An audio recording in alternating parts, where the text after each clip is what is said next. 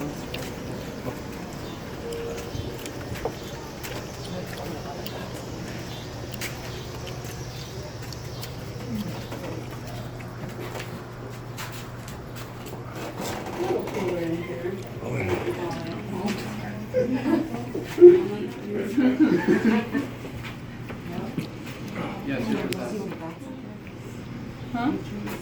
Last one or somebody should. Oh my goodness. Okay, everyone, welcome to the morgue. This part here is what we call the outtake room. It's where they would wheel the bodies out. Again, at like 3:30 in the morning, so nobody would see it. And they'd wheel them out and take them into a hearse. We estimate, based on records from the mortuary, that there were probably about 300 people who died under Norman Baker's, I don't want to call it care, but lot at Norman's hospital. The second room we have is what we call the parts room, as in body parts. That's where, after the autopsies, when they removed the body parts, they stored them in jars of formaldehyde and they put them on a shelf in this room. And this video that we're going to see deals with something that they captured in that room on the walker in that room. So we'll see that in a minute. And then the final room is the actual autopsy area. There's a table there, it's not the real thing. And that's where the refrigerator is. For all of you who are adventurous, want to go in. Shut the door and turn the light off. Okay, let's talk about Norman for a minute. Norman was born in 1882 in Muscatine, Iowa. He didn't like school, so he dropped out of school in the 10th grade. So he was by no means an educated doctor at all.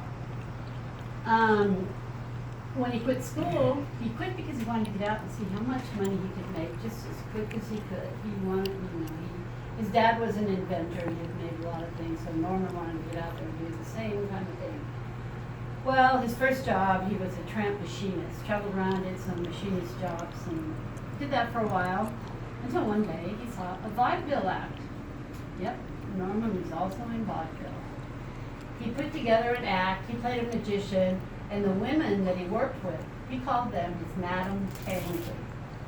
Remember the Tangley name from the Calliophone? Yep, he named it after those women who were his assistants. He did a magic act, and they did something like a psychic act.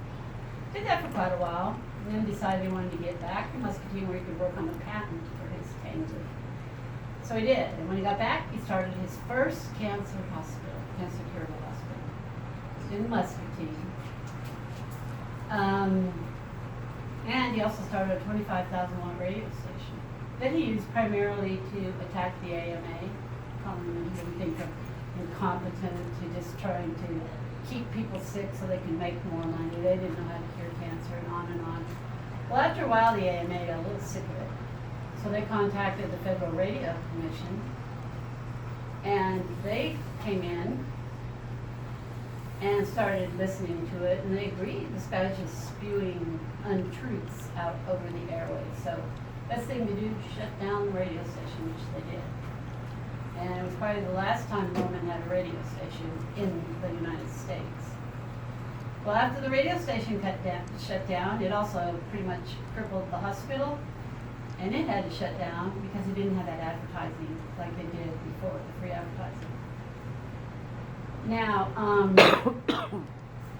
so they decided, well, they shut it down, and when they shut it down, and the hospital was gone, so Norman, that's what I'm trying, he went into something different, like politics.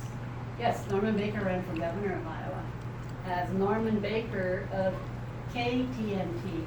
Those are the call letters for his station in Muscatine. It was Know the Naked Truth, KTNT. Well, he didn't win. He tried later for a congressional seat. No luck. And there was talk at one point that he was thinking about running for president. Well, that would have been different, but he didn't. So what he decided to do, he wanted to open another cancer curable hospital, but knowing that he couldn't advertise it, he fled to Mexico, where there He started his second cancer care at the hospital and a 100,000 watt radio station.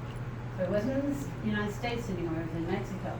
And it could be heard all the way from Mexico to the Aleutian Island chain in Alaska. Wow.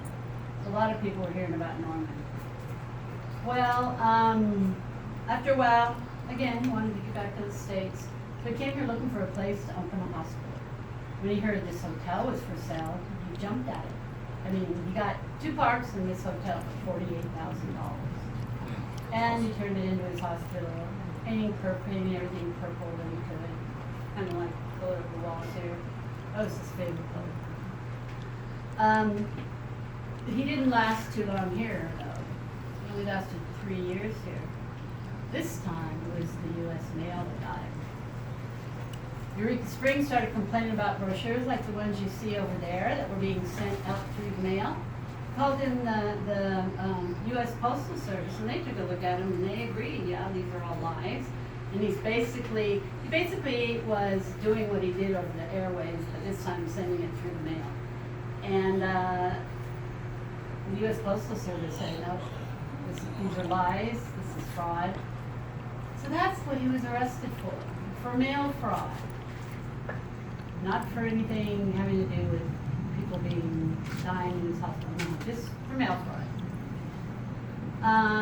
He went to Leavenworth Prison in Kansas. He was there, he had a 4-year term, but he got out in 3.5. So he decided to go back to Muscatine and start all over again. So he did, kind of. He got to Muscatine, but they told him no, they didn't want him there. So he left. He had already made, probably in our times money, about $65 million of these poor sick people. So he decided he had enough to retire, so he did. And when that's the kitchen up there probably. Or is it? It's not a palace. Or is it? And we always get noise up there at night.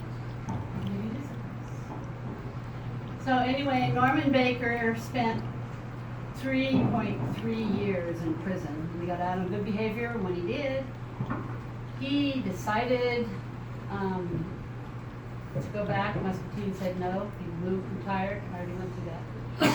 And after he retired, he bought himself a yacht in Florida, and he lived on the yacht until 57, excuse me, when he died from cancer. Good. Okay, now we're going to watch. This is been at 1:13 in the morning. Jars of formaldehyde, body parts. While me and Grant were checking out the morgue with the thermal camera, noticed something odd that I just had never seen before. There, just rewind quickly. I immediately asked Grant to rewind the tape so I could see what we had caught on the thermal imaging camera. And upon him rewinding it, I could see a figure. I could see a figure standing right there in the door next to us. Oh, jeez. When Jay said, rewind the tape, I was expecting a flash or something. Holy crap. Oh my gosh, that's freaking me out. Normally when we catch something on a thermal imaging camera, it's not very impressive. Oh my gosh, hang on, I gotta look at that again before I start looking up. But they're staring us down at this figure that was no more than 2 feet away from me. And honestly gave me chills. That kind of stuff just doesn't happen very often. It's the holy grail for us investigators. And to know that it happened right next to me really kind of freaked me out. Hey, does it look like a hat? Look like he's wearing a hat. Like a barrel? The red is a number 2. I really wasn't sure if it was an apparition or perhaps reflection. You think that's maybe an reflection, The image that showed up was so clear that I thought it's got to be one of us. Jay? Let's just make sure that that's not my reflection. We immediately set about trying to make a reflection in that locker. I was right about the figure. Yeah. You see me? Oh my gosh, I'm not there. We opened up the locker in case someone was inside, but there's no way someone could have ever stood inside it. It's just a bunch of shelves in there. That's you. Okay. All right. Put on the thing again. It's gone now. Mr. Two. So that's what they captured on their clear camera when they were in here. So you guys went ahead in there. I'll show you now. Let me explain. There's a little step there, and then when you walk in, there's a step over there, to slide on. Yeah, it's been going off over here. It's been going off just around me, so I guess I'm the ghost. In. I'll miss you, sister. Can I have your car? And the rest of your money. Yeah, How long you back? It's literally. Stop. Don't do that. I'm somewhere else. Okay, now I think you guys can all. That was the original sign that was on the hospital when it was built. The caribou part's kind of fading out there. That's cool. It keeps going off around me. And I just need ring metal or something. I mean, like, no. Okay, I think we can go. If you guys look off to that wall, that's where they had the jars of formaldehyde in the body part. Those aren't the original jars. That's just for show. And then if you look behind you here, here's the locker with the number 2 on it.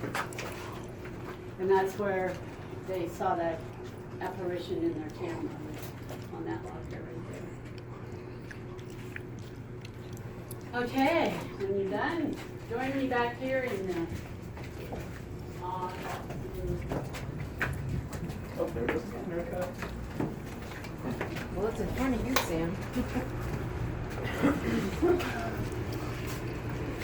Yeah, Sam.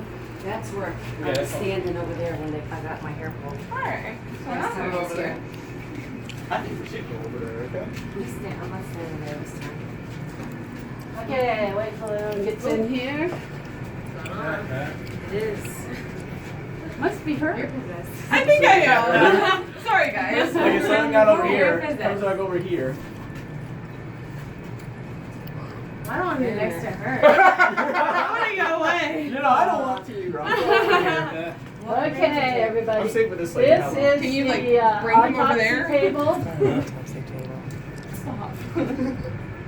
There was a drain, water drain, and the drain drained out into that drain there. It was the drain for the autopsy area. Back in Norman's.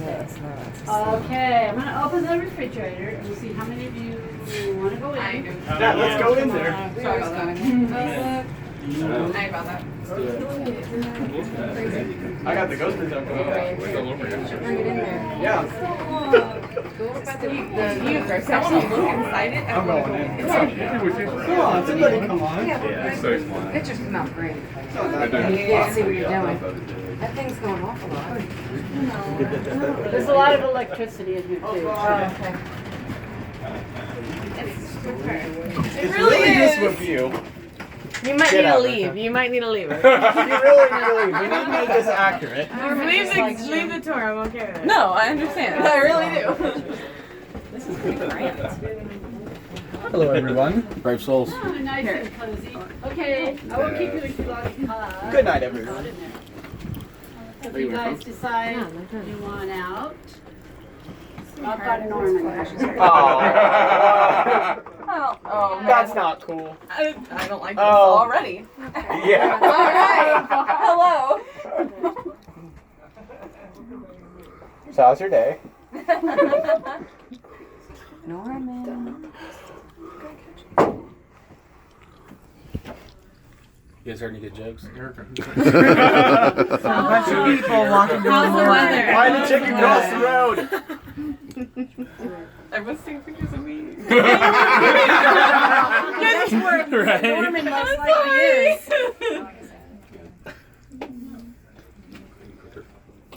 I'm blind now. Yeah. Seriously, somebody's Trying to capture an image of Norman. Yeah. Standing right there next to I'm about to go to the bar and see some spirits. We were passing around a bottle. It's okay. Close the door. We're gonna do more. You're like on smokeouts. Yeah. There's no trade tobacco. 5 more minutes. Ours is missing when we get back.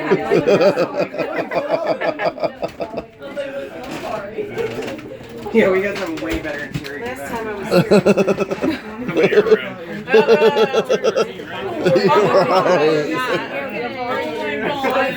You Go stand there again. See if it does. No, you can stand there. I did already. Did you? Yeah, that's where we started. I heard you say that. So I That's walked where, over there. yeah.